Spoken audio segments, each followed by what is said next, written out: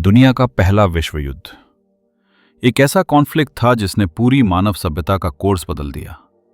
लेकिन इसकी शुरुआत बंदूकों से नहीं हुई थी, ना ही किसी बैटलफील्ड पर। इसकी शुरुआत हुई थी अहंकार से, नेशनलिज्म से और उस डेंजरस इल्यूजन से कि बड़ी ताकतें कभी गिरती नहीं।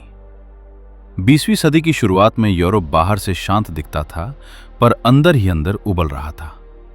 हर नेशन खुद को दूसरों से सुपीरियर समझता था। जर्मनी इंडस्ट्रियल पावर में तेजी से आगे बढ़ रहा था। ब्रिटेन अपनी नेवी को वर्ल्ड स्ट्रॉन्गेस्ट मानता था। फ्रांस अपनी कल्चर और प्रेस्टीज पर गर्व करता था। रशिया अपने मैसिव पॉपुलेशन पर भरोसा करता था। और ऑस्ट्रिया हंगरी एक ऐसा एम्पायर था जो बाहर से विशाल लगता था, लेकिन अंदर से टूट चुका था। इन सभी नेशंस के बीच सस्पिशन था, मिसट्रस्ट था और वेपन बिल्डिंग की एक ऐसी रेस चल रही थी जो पूरी दुनिया को एक डिजास्टर की ओर धकेल रही थी। युद्ध शुरू होने से पहले ही यूरोप एक प्रेशर कुकर बन चुका था। बारूद पूरी तरह भरा हुआ, बस एक छोटी सी चिंगारी बाकी थी। और वो चिंगारी 28 जून 1914 को सराजेवो की एक सड़क पर जली। वो एक शांत गर्मियों की सुबह थी।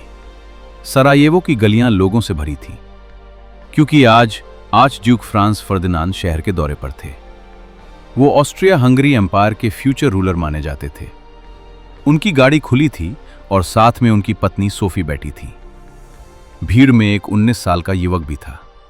उसका नाम था गवरीलो प्रिंसिप। कमजोर सा शरीर, शांत सा चेहरा, लेकिन अंदर एक तूफान। उसे लगता था कि ऑस्ट्रिया हंगरी उसका देश बोस्निया को दबा रहा है और उसे आज कुछ बड़ा कर देना है। जैसे ही आर्चड्यूक की गाड़ी पास आई, प्रिंसिप ने पिस्तौल निकाली और 2 गोलियां दाग दी। कुछ ही सेकंड में फ्रांस फर्दिनांड और उनकी पत्नी जमीन पर गिरे पड़े थे। दोनों की मौत हो चुकी थी। यह सिर्फ एक असैसिनेशन नहीं था, यह एक एम्पायर के ईगो पर अटैक था। और यही अटैक दुनिया को एक ऐसी आग में झोंकने वाला था जिसमें करोड़ों लोग जलेंगे। ऑस्ट्रिया हंगरी ने इसे इंसल्ट माना। उन्होंने सर्बिया को ब्लेम किया कि यह कंस्पिरेसी सर्बिया ने की है। उन्होंने सर्बिया को एक ऐसा अल्टीमेटम भेजा जिसे पूरा करना लगभग इम्पॉसिबल था। कुछ डिमांड्स तो सीधी डायरेक्ट इंटरफेरेंस थी, जैसे कि ऑस्ट्रिया के ऑफिसर्स आकर सर्बिया की जांच करें। सर्बिया ने ज्यादातर बातों को मान लिया, लेकिन फिर भी ऑस्ट्रिया हंगरी को लड़ाई का बहाना चाहिए था। उन्होंने वॉर डिक्लेयर कर दिया और इसी एक डिक्लेरेशन ने पूरा यूरोप आग में धकेल दिया, क्योंकि अब शुरू हो चुका था अलायंस सिस्टम का चेन रिएक्शन। सर्बिया की मदद के लिए रशिया आया, रशिया के खिलाफ जर्मनी आ गया, जर्मनी के खिलाफ फ्रांस खड़ा हो गया, फ्रांस की रक्षा के लिए ब्रिटेन भी युद्ध में उतर आया।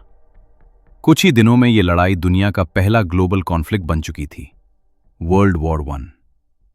अब तक किसी को अंदाजा नहीं था कि यह युद्ध कुछ महीनों का नहीं, बल्कि 4 सालों का खून खराबा बनने वाला है। शुरुआत में जर्मनी ने वेस्टर्न फ्रंट पर ब्लिट्ज जैसा तेज अटैक किया। उन्होंने बेल्जियम के रास्ते फ्रांस पर हमला किया। ब्रिटेन और फ्रांस ने उन्हें रोकने की कोशिश की, लेकिन किसी को भी अंदाजा नहीं था कि अब दुनिया युद्ध नहीं, एक नए टाइप की फाइटिंग देखने वाली है, ट्रेंच वॉरफेयर। सैनिक जमीन में लंबी गहरी ट्रेंचेस खोदते थे। यही घर था, यही बैटलफील्ड, और कईयों के लिए यही कब्र भी। इन ट्रेंचेस में कीचड़, गंदगी, इन्फेक्शंस और बारिश का पानी भरा रहता था। रैट्स इंसानों जितने बड़े आकार के घूमते थे। सैनिक महीनों तक घर का चेहरा नहीं देखते थे। नो मैन्स लैंड नाम की एक खुली जगह दोनों ट्रेंचेस के बीच होती थी, और वहां कदम रखते ही मशीन गन्स की गोलियां शरीर को छलनी कर देती थी। किसी भी दिन, किसी भी असॉल्ट में हजारों सैनिक सिर्फ कुछ मीटर जमीन के लिए मर जाते थे, पर जमीन वही रहती थी, केवल सैनिक बदलते थे। जैसे जैसे युद्ध बढ़ता गया, टेक्नोलॉजी और मौत दोनों का लेवल बढ़ता गया। मशीन गन्स, टैंक्स, आर्टिलरी बराजेस और सबसे डरावना, मस्टर्ड गैस। ये गैस आंखों को जला देती, फेफड़ों को अंदर से नष्ट कर देती, और सैनिक कुछ ही मिनटों में असहाय होकर गिर जाते।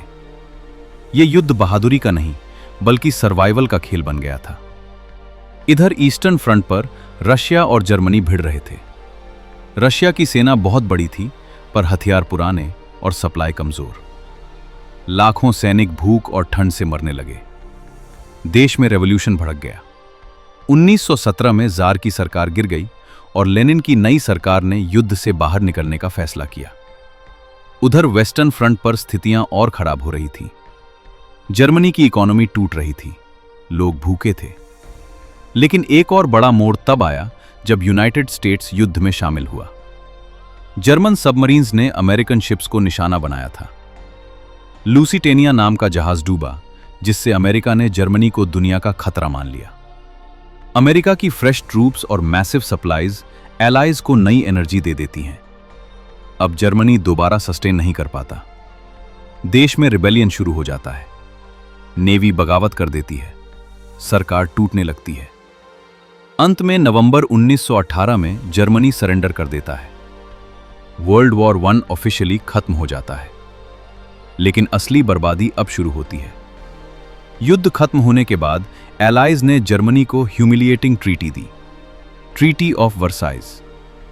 इस ट्रीटी में जर्मनी पर करोड़ों का जुर्माना, आर्मी को लगभग खत्म करने की शर्त, टेरिटरीज छीन लेना और सबसे ह्यूमिलिएटिंग लाइन कि पूरी दुनिया के युद्ध के लिए जर्मनी अकेला रिस्पॉन्सिबल है। ये शर्तें इतनी कठोर थीं कि जर्मनी की पूरी जनता इंसल्ट महसूस करती है।